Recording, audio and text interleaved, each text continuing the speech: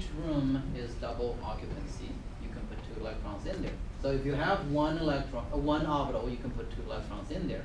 1 to the second power is 1. 2 times 1 is 2. You can put 2 electrons. That's why in the first period, we have hydrogen, we have helium. Hydrogen has 1 electron. Helium has 2 electrons. Lithium has 3 electrons. So lithium has to be put in the second period in the periodic table because we ran out of rooms in the first period. The first period, we only have 1 room. You can accommodate up to 2 electrons. When you have 3 electrons coming in, lithium, you have to have another level or another sub-level in this case, and you have to have another orbital to accommodate that extra electron. Okay? So the 1s orbital is occupied by the 2 electrons. The third electron goes to the next higher level, 2p orbital, 2s orbital. Okay. So when you finish n equals to 1, you have the 1s orbital. The next higher level, the first room available is 2s. The other rooms available would be 2p. So that's a relationship here. Okay. So if you look at the table here, and basically this is a summary in your textbook there, similar to what I have there, the overall relationship between n, l, and ml. And here we have possible values for L when n equals to 4. I should have put n equals to 4 here, what I did on the board here. And then the total number of orbitals there, well, the name of the orbital, L equal to 0, that's 4s orbital. L equal to 1, that's the 3 4p orbitals there. Px, py, pz. Remember that 3-dimensional orientation. Okay, and then when L equal to 2, there are 5 4d orbitals. When L equal to 3, there are 7 4f orbitals, and so on and so forth.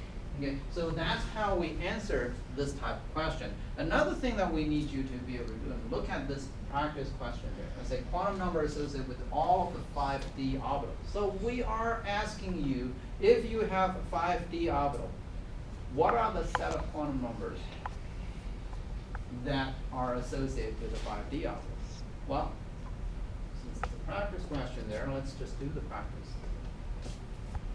5d, this number, 5d, 5, means n equals to 5. So when n equals to 5, these are the possibilities for the L. There's one more possibility. Okay, so 1, 2, 3, 4, 5. 0, 1, 2, 3, 4, 5 possibilities there. And then here we have -4, -3, -2, -1, 0, 1, 2, 3, and 4. And we have 9 orbitals here. But L equal to 0, that's our s orbital, p orbital, p orbital, f orbital, g orbital. And this is the relationship that I need you to memorize. 0 corresponds to the s, 1, p, 2, d. Okay. So for the 5d orbital, well, 5d orbital, these are the quantum numbers.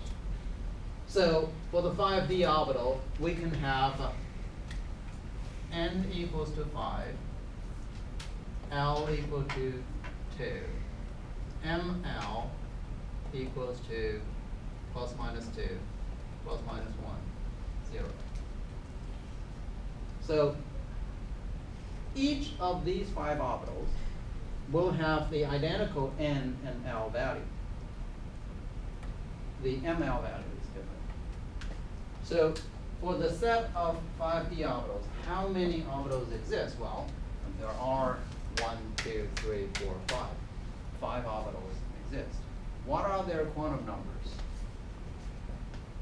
If you look at the quantum numbers there, now we have to set out the quantum numbers. If we have to lay out the quantum numbers for all the orbitals there, then 5d represent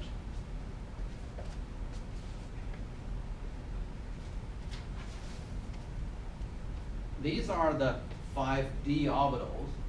Okay, the first 5d orbital will have n equals to 5, L equal to 2, and ML equal to -2. So this is the first orbital. We have have a total of 5 orbitals there. In the second orbital, n equals to 5, L equal to 2, ML -1. Third orbital, n equals to 5, L equal to 2, ML 0, 1, 2. Okay, positive, positive. N and L are identical. For all of the 5 orbitals, N and L are identical. ML is what you use to differentiate each of the individual orbitals. Each one has a different number, -2 all the way through positive 5 different orbitals. So this is really, this value is really the room number. Okay? This is the story, the fifth level of that hotel. So you have to go to the 5th floor. On the 5th floor, there are in this is the subfloor there, actually. Okay. And in the subfloor, they have 5 different rooms there. And the room number is +2, +1, 0, -1, -2. Okay. So really what we're trying to do here is that we are trying to identify the exact location of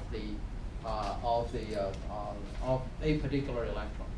Okay. We'll look at another example here, and also in your textbook, quantum number. Okay.